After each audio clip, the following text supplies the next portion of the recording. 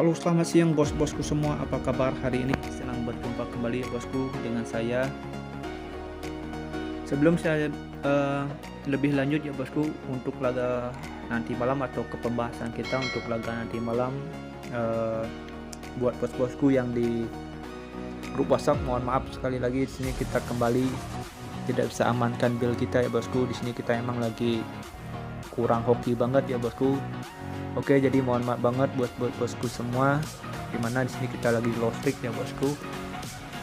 Untuk laga kemarin malam ya bosku, di sini saya tidak terlalu banyak untuk mengulas ya bosku. Nanti saya tampilkan aja buildnya di awal video seperti biasa. Nanti bos-bosku bisa project lagi ya bosku. Itu kita kena L1 dan LH ya bosku. Jadi mohon maaf untuk bos-bosku semua, mudah-mudahan laga nanti malam kita jauh lebih baik dari laga-laga kemarin malam ya bosku. Di sini saya sudah siapkan itu ada 5 pertandingan yang nanti saya akan bahas ya bosku, dan di sini saya akan awali laga yang pertama itu dari laganya Belgia berhadapan dengan Belanda ya bosku.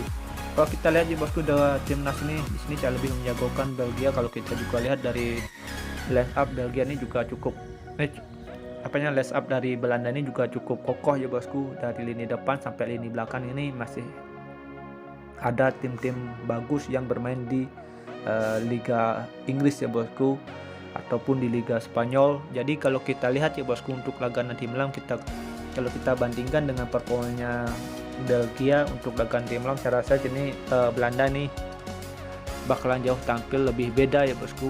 Jadi bos-bosku bisa pegang laga nanti malam ini, Belanda dinahan setengah atau bisa bermain di over 2/4 untuk laga nanti malam. Oke. Next bosku, kita lanjut ke laga kita yang kedua ya bosku. Di sini saya ada di laganya Kroasia berhadapan dengan Austria. Di sini saya lebih menjagokan Kroasia. Kalau juga kita lihat dari line up-nya, Kroasia ini lebih berpengalaman kalau kita bandingkan dengan Austria ya bosku. Dan kalau juga kita lihat dari laga head to head, di sini kita bisa lihat dari 5 laga head to head, di sini Kroasia mampu mengantongi 5 laga itu sapu bersih dengan mengantongi kemenangan ya bosku. Jadi tidak menutup kemungkinan untuk laga nanti malam ini Kroasia kembali bisa menangkan laga. Dan kalau kita lihat dari pasangan handicap dan over under, bosku bisa pegang Kroasia di laga netral 0-0 atau bisa bermain di under 2/3/4 untuk laga nanti malam. Oke. Next bosku, kita lanjut ke laga kita ke 3 ya bosku. Di sini saya ada di timnas Prancis berhadapan dengan timnas Denmark. Kalau kita lihat dari segi line up sini, Prancis lebih diunggulkan ketimbang Denmark ya bosku. Kalau kita lihat juga Prancis ini klub yang cukup bagus di musim sekarang. Kalau kita lihat dari segi line up sini, line upnya Prancis kita bisa bilang cukup bagus ya bosku dari lini depannya. Jadi kalau kita lihat ya bosku, dari pasaran handicap dan over under untuk laga nanti malam, saya rasa Prancis yang bermain di kandang tidak begitu sulit untuk bisa menangkan laga. Jadi bosku bisa pegang laga nanti malam Prancis di handicap tengah atau bisa bermain di over 2 untuk laga nanti malam. Oke bosku, next kita lanjut ke laga kita yang keempat ya bosku. Menurut versi gua, di sini saya ada di laganya Belarus berhadapan dengan Slovakia. Oke, kalau kita lihat timnas dua negara ini bosku, di sini saya lebih menjagokan Slovakia karena di sini Slovakia saya rasa lebih berpengalaman kalau bermain di kancah internasional ya bosku. Di sini Belarus timnas yang juga baru-baru ini nongol ya bosku. Jadi kalau kita lihat dari pasaran handicap dan over under untuk laga nanti malam, bosku bisa pegang Slovakia di handicap tengah atau bisa bermain di over 2 untuk laga nanti malam. Oke ya bosku.